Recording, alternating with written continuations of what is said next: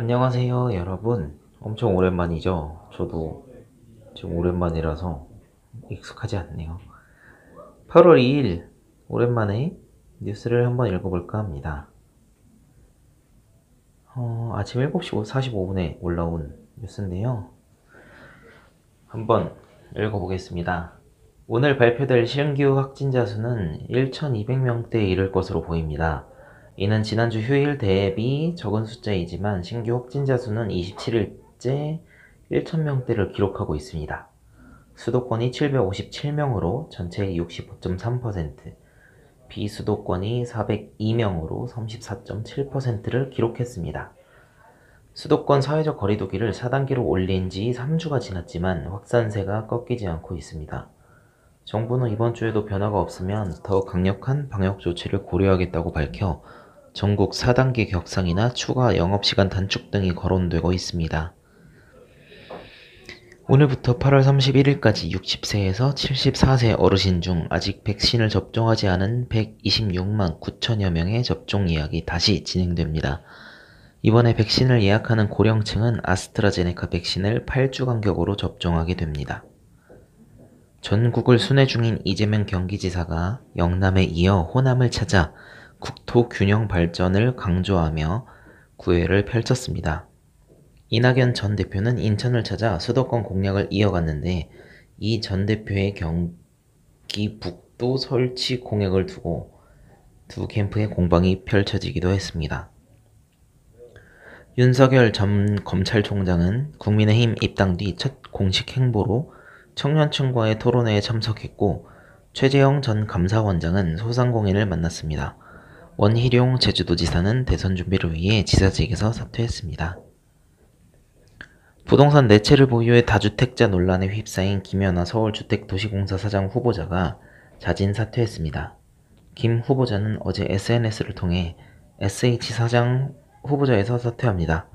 저를 지지하고 비판하신 모든 국민께 죄송합니다라고 밝혔습니다. 미국도 하루 감염자가 다시 19만 명이나 나오면서 지난 겨울처럼 코로나 상황이 최악으로 치닫고 있습니다. 감염 확산이 상당한 지역으로 분류된 지역에서는 이미 지난 주말부터 실내에서는 모든 사람이 의무적으로 마스크를 쓰도록 공지했습니다. 미국 제약업체 화이자와 모더나가 최근 유럽연합 EU에 공급하는 백신 가격을 올렸습니다. 화이자는 백신 1회분 가격을 15.5유로에서 19.5유로로 기존보다 25% 인상, 모더나도 기존 22.6달러에서 25.5달러로 10% 이상 올렸습니다. 제가 유럽 여행 갔을 때 1유로가 1,300원 정도 했었거든요. 거의 20유로면 와, 거의 한 3만원 돈? 진짜 우리 독감 맞는 그런 느낌이 되는 거네요. 미국 금융당국이 중국 기업의 주식 상장 심사를 강화하기로 했습니다. 미국이 이 같은 카드를 꺼내든 건 중국 정부가 최근 자국 기업들에 강력한 규제를 가하면서 투자자들이 피해를 보고 있다는 판단 때문입니다. 극심한 경제난으로 폭동이 발생한 쿠바에 러시아, 멕시코 등 우방 국가들이 물자 지원에 나섰습니다. 러시아는 의료용 마스크 100만 개와 식량 등 88톤의 물품을 보냈고 멕시코는 경유 10만 배럴과 산소 탱크, 주사기, 분유 등 베트남과 중국도 쌀 지원을 약속했고 자국 사정도 넉넉지 않은 볼리비아와 나카과라도 구호 행렬에 동참했습니다. 문재인 대통령에 대한 부적절한 비하 발언으로 물의를 일으킨 주한 일본 대사관 총괄공사에게 귀국 명령이 내려졌다고 일본의 한 신문이 보도했습니다. 그동안 우리 외교부는 일본 정부에 그에 대한 응당한 조치를 신속하게 취해달라고 요구해 왔었습니다. 김정은 북한 국무위원장의 동생인 김여정 노동당 부부장이 이달 중순으로 예정된 한미연합훈련에 공개적으로 반발하는 담화를 발표했습니다. 남북 대화 국면을 조성해 보려던 정부가 곤혹스러운 상황에 처했습니다. 유럽연합이 아마존에 대해 개인정보 보호 규정 GDPR 위반을 이유로 역대 최고액인 1조 202억 원의 과징금을 부과했습니다. 과징금 등이 확정되려면 EU 영내의 다른 나라 규제 당국의 동의도 필요한 만큼 아직 최종 결론이 내려진 것은 아닙니다. 가짜 수산업자 김모 씨로부터 주호영 국민의힘 의원이 대게와 한우 선물을 받았다는 의혹과 관련해 경찰이 내사를 진행 중인데요. 청탁금지법, 이른바 김영란법 위반 여부가 관심거리입니다. 주 의원 입건 여부에 따라 향후 수사가 정치적으로 번질 수 있다는 전망도 나오고 있습니다. 아이돌 그룹 엑소의 전 멤버 크리스가 강간 혐의로 중국 공안에 체포됐습니다. 피해자 중에서는 미성년자도 포함됐는데 혐의가 인정되면 최고 사형에 처해질 수도 있는 범죄라는 언론 보도가 현지에서 나오고 있습니다. 가짜 뉴스를 보도한 언론사에 최대 5배까지 징벌적 손해배상을 물을 수 있는 언론중재법 개정안에 대해 국민 의견을 물었더니 절반 이상이 찬성하는 것으로 나타났습니다.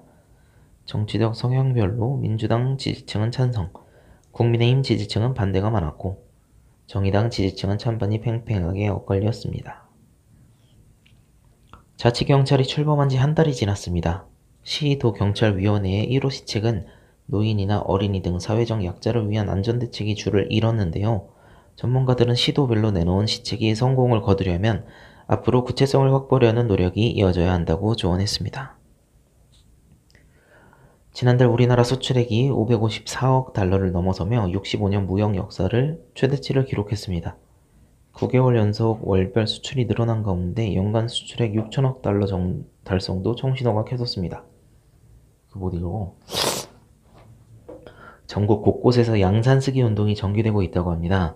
대전 서구는 동행정복지센터 등 25곳에 양산 대여소를 설치했고 양산 쓰기 운동의 원조격인 대구시는 양산 대여소에 남성용 양산까지 구비해 놓고 있다고 합니다. 지금은 다주택자가 집 한 채를 남기고 모두 팔아 1주택자가 됐다면 남은 한 채에 대해서는 해당 주택을 취득한 시점부터 보유 및 거주기간을 계산해 공제율을 적용합니다. 2023년부터는 최소 3년 이상을 주택을 보유한 이후부터 장기 보유 공제를 받을 수 있기 때문에 만약에 1주택자가 된 후 3년 이내에 남은 1주택을 매각한다면 장기 보유 특별 공제를 한 푼도 받을 수 없습니다. 도쿄올림픽이 반환점을 돈 가운데 우리나라는 금메달 5개로 종합 7위의 성적을 기록하고 있습니다. 금메달 4개를 딴 양궁 대표팀과 차세대 마린보이로 주목받은 수영 황선우 선수가 어제 귀국했습니다. 여서정 선수가 여자 기계체조 도마에서 동메달을 땄습니다. 한국 여성체조 사상 첫 올림픽 메달이자 은메달리스트 아버지 여홍철과 함께 국내 첫 부녀 올림픽 메달리스트가 됐습니다. 여홍철 아저씨의 따님이었군요. 제가 여홍철 아저씨랑 사회인야구를 한 적이 있는데 거기가 이제 국가대표들, 운동선수분들이 모여있는 팀인데 저희가 졌어요. 달리기가 엄청 빠르셔가지고 땅볼만 쳐도 1루에서 세이브되고 막 3루까지 뛰고 엄청납니다. 야구대표팀이 도미니카 공화국과의 노가웃 스테이지 1차전에서 짜릿한 끝내기 안타로 역전승을 거두었습니다. 9회 투아웃 상황에서 주장 김현수가 승부를 마무리 지었습니다. 타선의 침묵 속에 9회까지 3대1로 끌려가며 위기를 맞았지만 끝까지 포기하지 않았습니다. 어제 참 재밌게 봤습니다. 신났습니다. 도쿄올림픽에서 높이뛰기의 우상혁이 한국 육상의 새 역사를 썼습니다. 2m35를 훌쩍 뛰어넘는 한국 신기록을 세우며 역대 올림픽 육상 최고 성적인 4위를 기록했습니다. 대단합니다. 끝까지 최선을 다해서 열심히 후회 없이 하고 오셨으면 좋겠습니다. 그럼 안녕.